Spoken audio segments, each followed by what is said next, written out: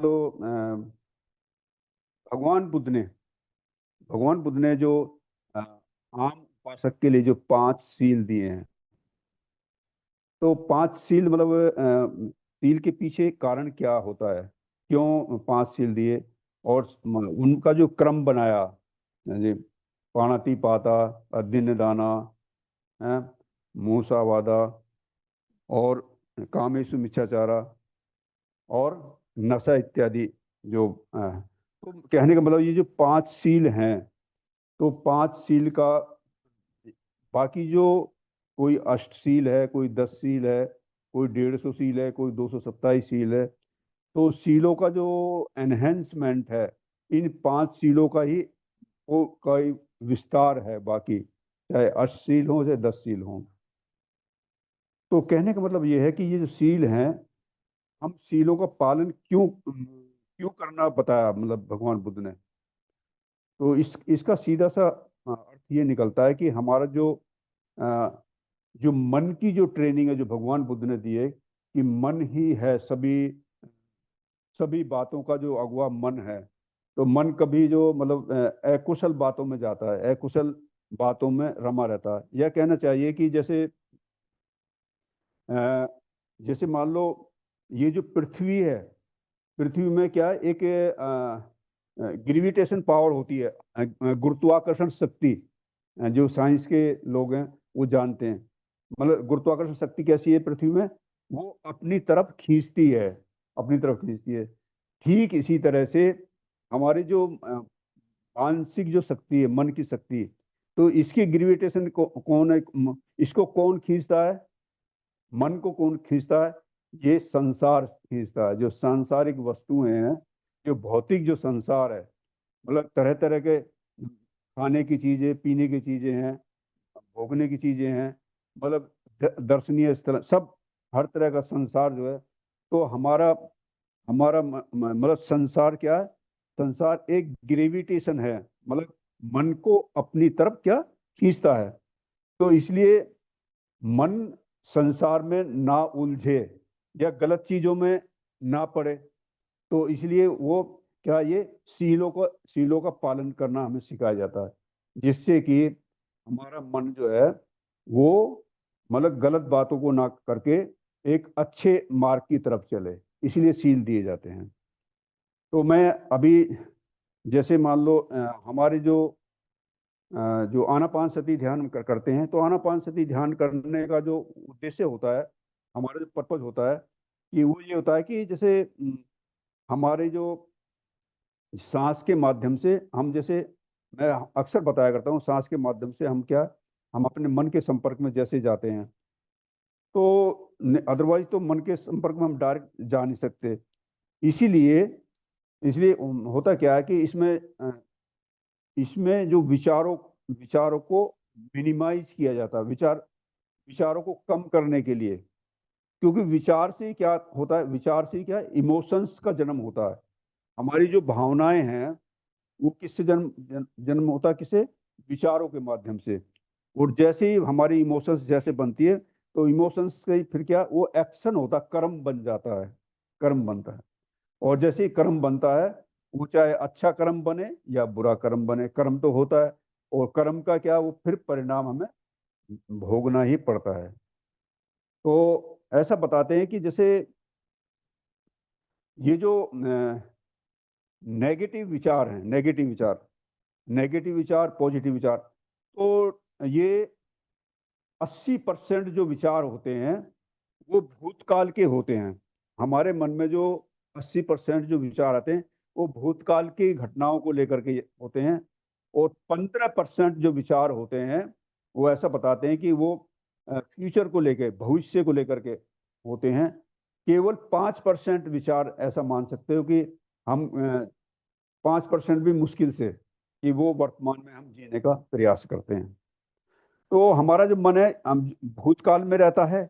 तो इसीलिए जब भूतकाल में हमारा मन रहता है, तो ये हमारी जो अ, मानसिक जो शक्ति है, वो क्या, वो कम होती रहती है, मैं अक्सर बताया करता हूँ कि मन एक एनर्जी है, एक ऊर्जा है।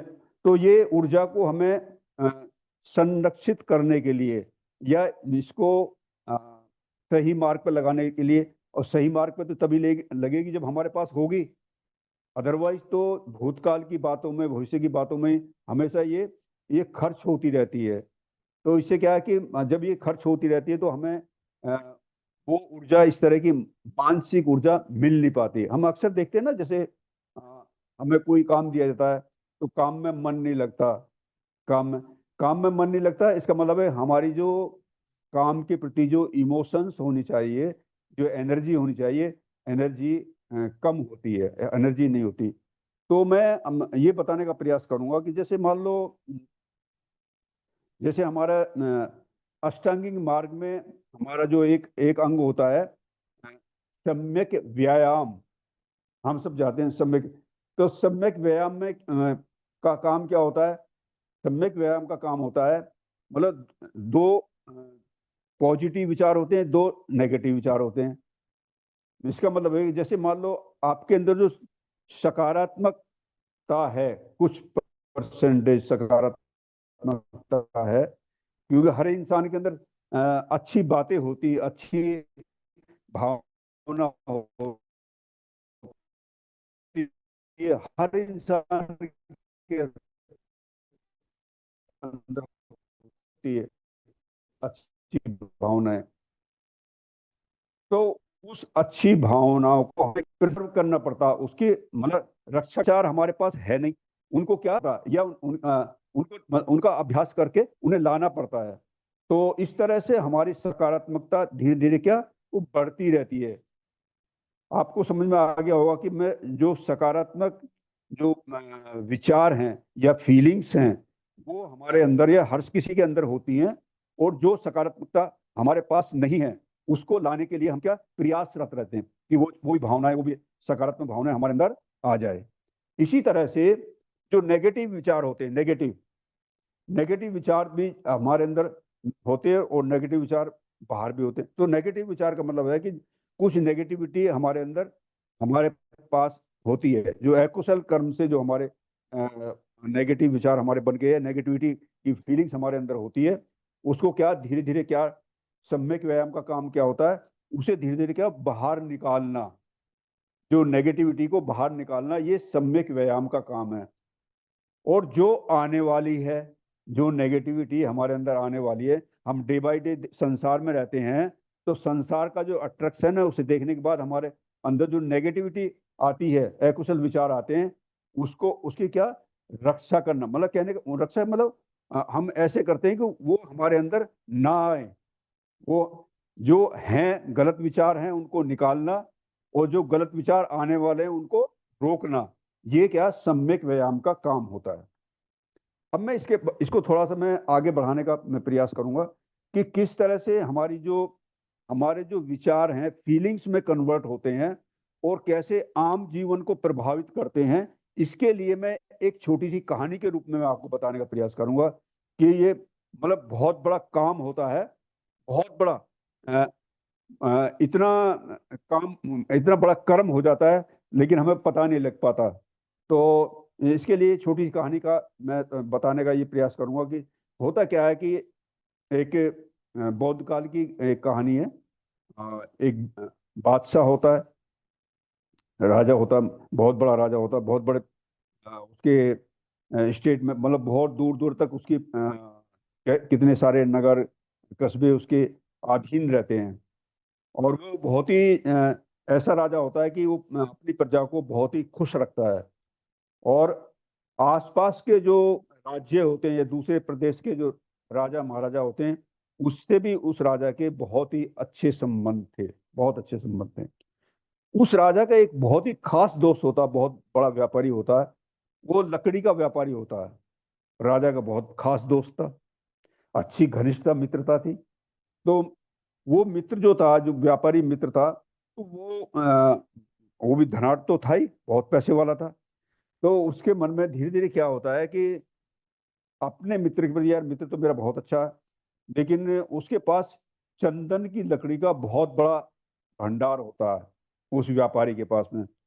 वो चंदन की लकड़ियों को जैसे देखता है तो वो काफी दिन से पड़ी रहती हैं, कोई उनको लेने नहीं आता, खरीदने नहीं आता।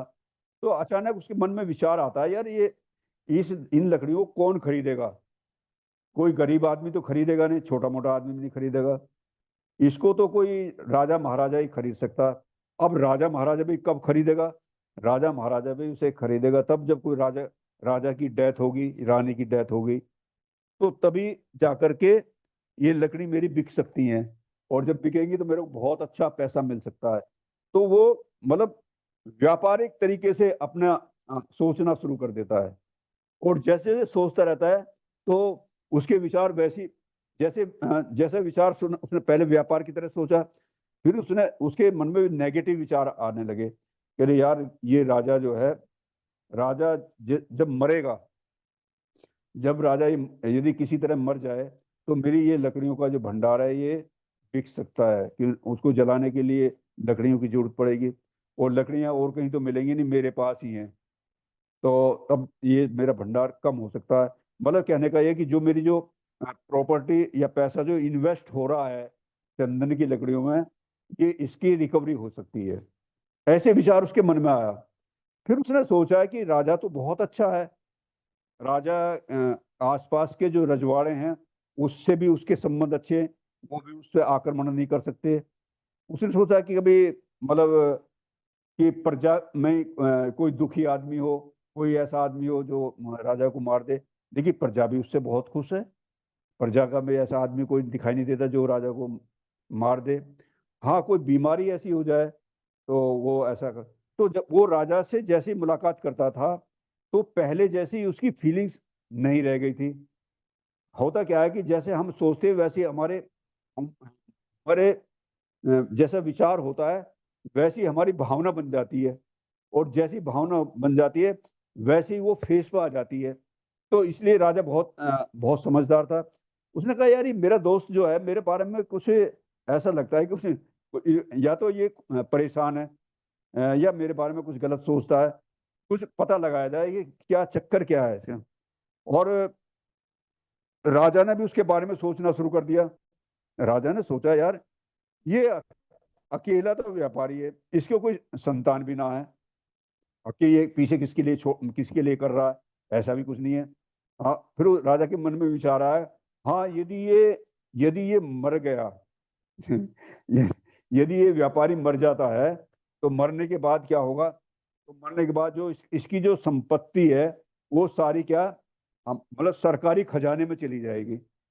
तो सरकारी खजाने का क्या और ज्यादा बढ़ जाएगा सरकारी खजाना। तो राजा के मन में भी वैसे ही विचार आने शुरू हो गए उसके प्रति। तो जैसी विचार आए तो उसकी भावना भी, राजा की भावना भी उस व्यापारी के प्रति गलत भावना बनती चली गई। तो देखो मैं ये बताना चाहता हूँ कि जब विचार विचार आदमी के मन में बनते हैं तो विचारों से ही हमारी भावना बन जाती है, और जैसी भावना बनती है वो फिर एक्शन का रूप लेना शुरू कर देती है। तो जब अब जो है वो दोनों दोस्त घनिष्ठ दोस्त थे, व्यापारी भी और राजा भी मिलते तो थे, लेकिन वो जोश खरोश या खुशी मिलते के साथ जो अंदर से खुशी होती थी, जो अंदर से मोटिवेशन आता था, बहुत प्रेरणा मिलती थी, वो नहीं होता था। वो खुश नहीं होते थे दोनों में, कोई से को खुशी नहीं होती थी। कह रहे यार ये चक्कर क्या है यार, इसके साथ बात क्या है? मुझे पता लगाना पड़ेगा। राजा कहना मुझे जरूर पता लगाना पड़ेगा ये परेशान क्यों है। तो राजा ने गुप्तचरों से पता लगाया कि ये व्यापारी जो परेशान क्यों है। तो उन्होंने जी ऐसा है, इसकी परेशानी का कारण ये है कि इसके पास ढेर सारी चंदन की लकड़ियां हैं, और बहुत समय से वो लकड़ियां बिक नहीं रही, और यही इसकी चिंता का कारण है कि राजा किसी तरह जब राजा की डेथ हो और तभी ये लकड़ियां मेरे मेरे बिक सकती हैं। तो वो अच्छा। तो उसने क्या काम करा, फिर राजा के मन में थोड़ा सा उसके प्रति करुणा आ जाती है। राजा ने उसको व्यापारी को बुलाया और व्यापारी से कहा क्योंकि यार ऐसा करते हैं, मेरे पास जो एक बाग है, क्यों ना हम वहां पर एक बहुत ही अच्छा एक मतलब बौद्ध विहार बनाया जाए, बौद्ध मंदिर बनाया जाए।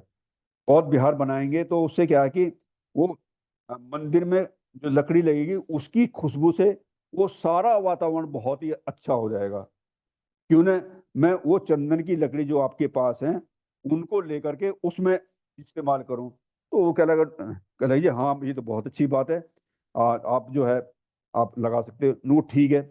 तो वो दोस्त जो है वो भी एग्री हो जाता है। तो तब उन्होंने एक भव्य एक बौद्ध विहार का निर्माण कराया जाता है।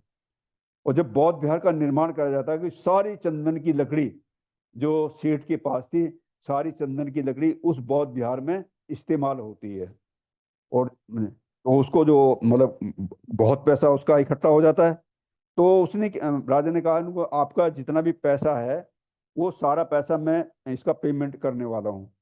तो तब सेठ कहने लगा, तो सेठ के मन में भी उस राजा के प्रति मतलब भावना चेंज हो गई, भावना बदल गई। देखो जब एक के पीछे एक के करुणा आई तो फिर दूसरे के प्रति भी दूसरे के मन में भी करुणा आ गई। उसने कहा नहीं, नहीं मैं ये पैसा मैं नहीं लूंगा, इस पैसे को सरकारी खजाने में आप जो जमा करा दो, तो मैं इस पैसे को इस्तेमाल नहीं करूंगा। तो इस तरह से करके मतलब दोनों के मन का जो मैल था, दोनों के जो चंदन की लकड़ी के कारण क्रिएट हुआ था, तो उससे क्या है कि दोनों का मल मैल जो दूर हुआ। और वो दोस्त जो है फिर से एक नई मतलब नई शुरुआत, जो दोस्ती की नई शुरुआत वो करना शुरू कर देते हैं। तो मैं इस छोटी सी कहानी से मैं ये बताना चाहता हूँ कि किस तरह से जो हमारे जो विचार हैं, जो विचार किस तरह से भावनाओं में कन्वर्ट होने के बाद फिर एक्शन लेते हैं, और उन एक्शन से हमारा जो कर्म बनता है। तो इसलिए भाइयों बहनों मैं ये बताने का प्रयास कर रहा हूँ कि ये जो विचार हैं हमारे, और ये नेगेटिव विचार आए ही नहीं, तो इसके लिए हमें क्या करना चाहिए, हमें किस तरह का प्रयास करना चाहिए कि जिससे कि हमारे हमारे अंदर नेगेटिव विचार पनपे ही नहीं। और जैसे कि मैंने पहले बताया कि 80% जो विचार होते हैं वो भूतकाल के विचार होते हैं। भूतकाल भूतकाल में जो हमारे जो भी घटनाएं घटित हो गई हैं हमारे मन के ऊपर, चाहे किसी भी तरह की घटनाएं हैं, चाहे अब जैसे भारत में का जो आदमी है, तो यहाँ तो जातिवाद, धर्मवाद, तरह तरह के तिरस्कारवाद से तो उस तरह के विचार से ग्रसित है आदमी। क्योंकि जो आदमी जैसे वातावरण में रहता है वैसे ही वातावरण का जो के ऊपर प्रभाव पड़ता है। तो भूतकाल की बहुत सारी घटनाएं हमारे मन पे अंकित रहती हैं। तो जो जैसे जैसे ये घटनाएं, इन घटनाओं को या भूतकाल की बातों को कैसे रिमूव किया जाए, कैसे हटाया जाए, सवाल ये पैदा होता है। तो इसको हटाने के लिए हमारे पास मतलब कई चीजें हैं, कई तरकीब हैं। जैसे मान लो ध्यान के माध्यम से, और ध्यान के माध्यम से कैसे, जैसे हम आनापान सती करते हैं, हम जैसे जस्ट सिटिंग करते हैं, जस्ट सिटिंग के माध्यम से हम मैत्ता भावना करते हैं। तो आनापान सती, जस्ट सिटिंग, मैत्ता भावना, ये ऐसे ध्यान हैं कि जिनके माध्यम से हम क्या है, इस इस विचार को, जो नेगेटिव विचार जो हमारे अंदर आते हैं, उन विचारों को रिमूव कर सकते हैं, उनको हम हटा सकते हैं। तो सबसे पहले मैं बताने का प्रयास करूंगा, जैसे हम जस्ट सिटिंग करते हैं। जस्ट सिटिंग ध्यान वैसे देखा जाए बहुत मतलब बहुत ही महत्वपूर्ण ध्यान है, बहुत महत्वपूर्ण। कैसे महत्वपूर्ण है? ये महत्वपूर्ण इसलिए है क्योंकि इसमें क्या है कि आदमी बहुत ही जैसे ध्यान की मुद्रा में बैठेगा, और ध्यान की मुद्रा में बैठने के बाद जो है मन को कोई कार्य किया नहीं जाता। जैसे आनापान सती में सांस के ऊपर फोकस किया जाता है अपने मन को, मैत्ता भावना में मैत्री के ऊपर फोकस किया जाएगा। लेकिन जस्ट सिटिंग में क्या क्या काम किया जाता है? मन को कोई कार्य किया नहीं जाता।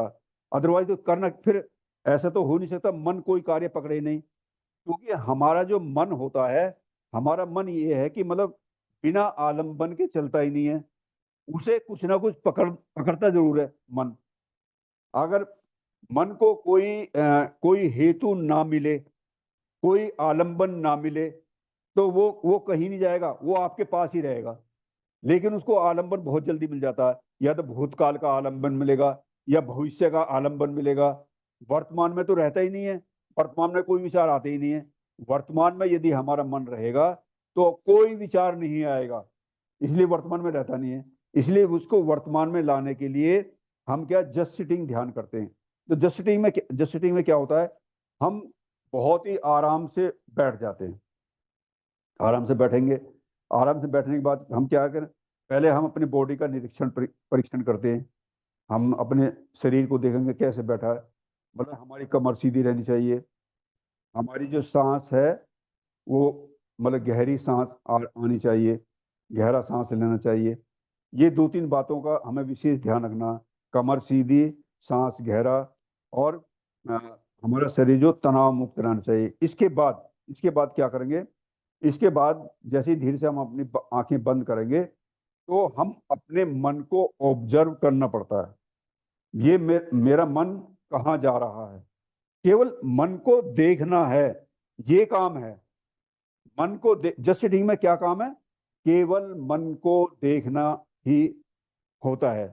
तो मन मन कहाँ जाएगा, मन विचारों में जाएगा, या तो भूतकाल के विचार होंगे या भविष्य के विचार होंगे, तो इनमें जाएगा। तो हमें क्या काम करना है, जैसे भूतकाल का कोई विचार मन ने पकड़ा तो हमें उस विचार को कोई रिएक्शन प्रतिक्रिया, अच्छा है बुरा है, कुछ नहीं कहना, कोई प्रतिक्रिया नहीं देनी।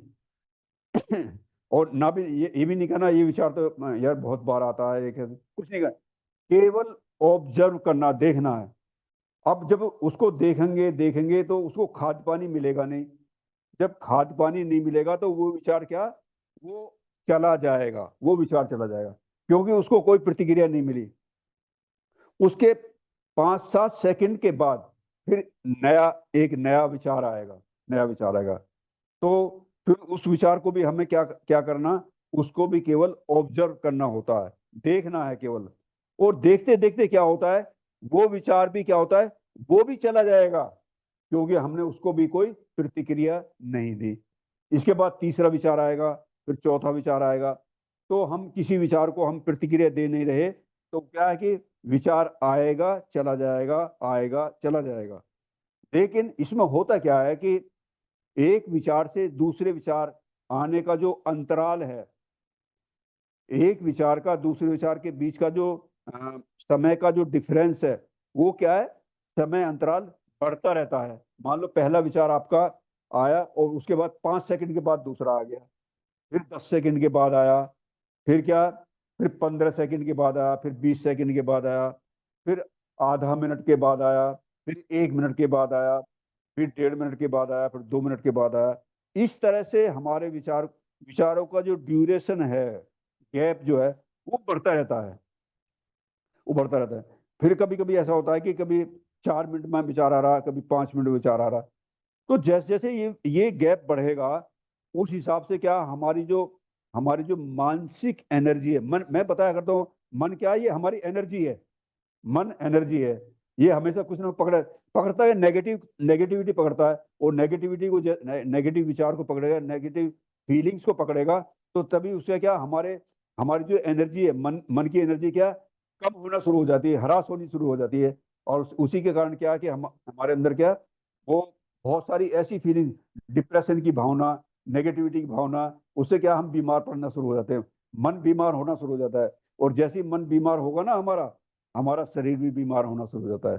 तो ये एक दूसरे से जुड़े रहते हैं, शरीर और हमारा मन जुड़े रहता है। तो मैं ये बताना चाहता हूँ, जस्ट सिटिंग में हम जितना अच्छी तरह से हम प्रोग्रेस करके हम इसको करेंगे, वैसे वैसे ही हमारी जो मन की जो एनर्जी है वो रीस्टोर होना शुरू हो जाती है। और रीस्टोर होते होते होता क्या है कि हमारी बहुत बड़ी एनर्जी का स्रोत हमारे पास इकट्ठा हो जा है।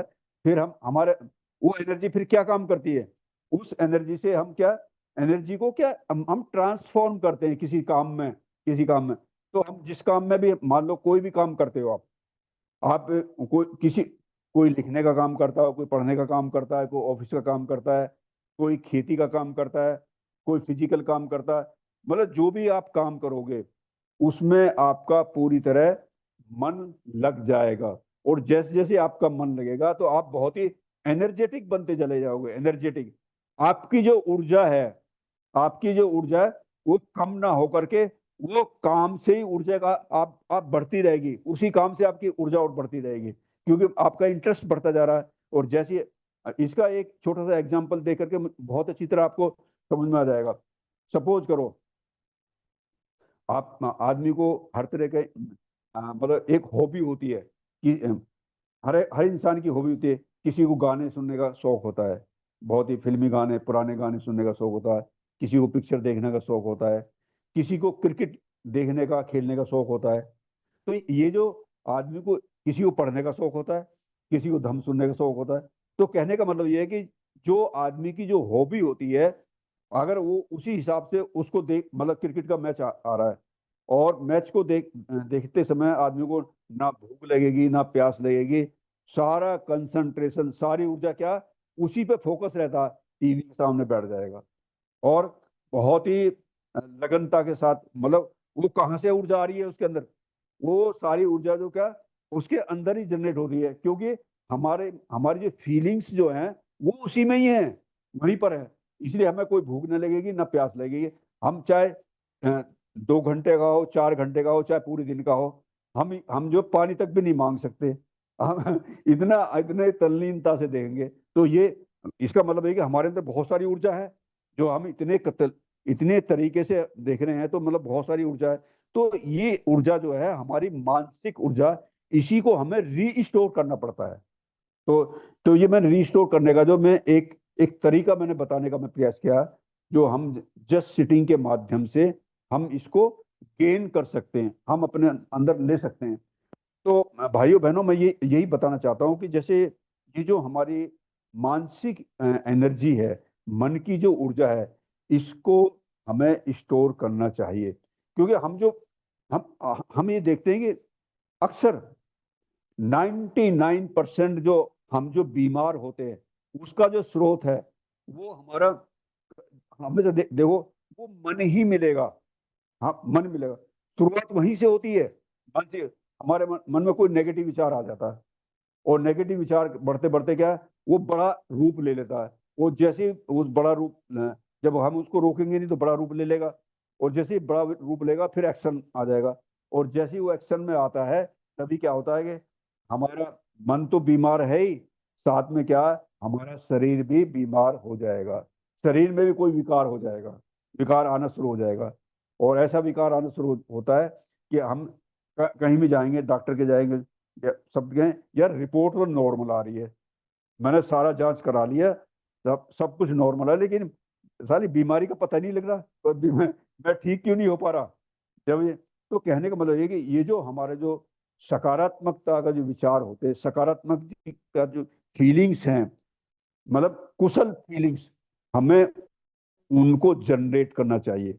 जितनी ज्यादा मात्रा में हमारे मन के अंदर सकारात्मक भावनाओं का विकास होगा, वैसे वैसे ही हमारे हमारे अंदर, मतलब बहुत बड़ी एनर्जी का स्रोत, उससे क्या हमारा मन लबालब हो जाता है। मतलब जैसे जितना ज्यादा हमारा मन सकारात्मक बनेगा, वैसे वैसे हमारा मन हमेशा उससे, कहते हैं ना, वितर्क विचार प्रीति सुख एकाग्रता, ये पांचों तत्व आपके साथ जुड़े हुए हैं।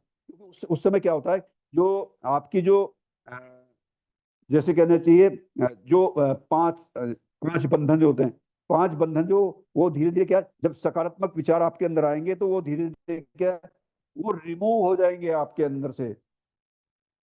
जो जो मतलब पांच, आलस है, चिंता है, अस्वस्थता है और शंका कुशंका, तो ये पांचों बंधन क्या धीरे धीरे अलग हट जाएंगे, और उसकी जगह हमारे ये पांच दो, ये धम्म के जो तत्व हैं या ध्यान के जो तत्व, वो धीरे धीरे आना शुरू हो जाए। और जैसे ही ध्यान के पांच तत्व आएंगे, वैसे वैसे ही आदमी के जो विचार हैं, आदमी की जो आदमी की जो आदतें हैं, आदमी का जो स्वभाव है, वो बदलना शुरू हो जाएगा। तो आदमी का मन चेंज होता है, शरीर तो ऐसे ही रहेगा, लेकिन जैसे जैसे मन चेंज होगा, उसका स्वभाव चेंज होगा, तो उसी हिसाब से उसके जो बहुत सारी बीमारियां जो मन से आती हैं शरीर पे आ जाती हैं, वो क्या है, वो रिमूव होना शुरू हो जाती है। मान लो आपको बीमार भी हो जाते हो, आप बहुत बहुत ज्यादा कष्ट में, बहुत सारी ऐसी बीमारी के अंदर सकारात्मकता का आपने विकास कर लिया, बहुत जबरदस्त विकास कर लिया, तो धीरे धीरे का वो उससे क्या, आप उससे बीमारी से बाहर आ सकते हो, बीमारी से बाहर आ सकते हैं। और जैसे आदमी बीमार उस बीमारी से बाहर आएगा, तो आदमी जो है, आदमी नया आदमी बन करके बाहर आएगा, और बहुत ही अच्छी तरह से चेंज हो जाएगा, बदल जाएगा, वो मतलब सुख ही हो जाएगा। सुख का जो आधार है, हम ये जानते हैं, आदमी के जो चंचलता है, यही हमें दुखी बनाती है। और मन जो हमारा शांत होता जाता है धीरे धीरे, ये ध्यान की हमें पांच तत्व जैसे जैसे हमारे अंदर विकसित होते हैं, वैसे वैसे ही हमारा जो मन है, वो शांत होना शुरू हो जाता है। और शांत मन ही हमारा क्या, सुख की स्टेज है, सुख की गारंटी है। जब तक हमारा मन शांत नहीं होता, हम सुखी हो ही नहीं सकते। ये हमारा चंचल मन है, कुछ न किसी को पकड़े रहेगा, कुछ जिसको पकड़ेगा उसके साथ ही भाग जाएगा। तो जब भागता रहेगा, तो हम जो है, मतलब हमारी जो मानसिक एनर्जी है वो कम होती रहेगी, और एनर्जी कम होती रहेगी तो हम दुखी होते रहेंगे, परेशान होते रहेंगे। इसीलिए ये मन की ऊर्जा को जनरेट करने के लिए, मन की जो शक्ति है उसको हमेशा बरकरार रखने के लिए, हमें जो जो सम्यक व्यायाम है, आर्य अष्टांगिक मार्ग का सम्यक व्यायाम, उसका भी हमें विकास करना चाहिए। जैसे जैसे हम सम्यक व्यायाम का विकास करेंगे, वैसे वैसे ही हमारी जो ये ऊर्जा है, हमारा जो मानसिक ऊर्जा है, वो अ, हमारे पास रहेगी, हम वर्तमान में रहेगा, हमारा अभ्यास बढ़ता रहेगा, और हम सुखी जीवन व्यतीत करेंगे।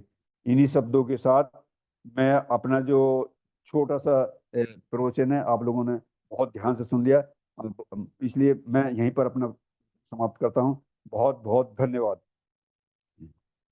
बहुत बहुत पुण्यानुमोदन धम्मचारी।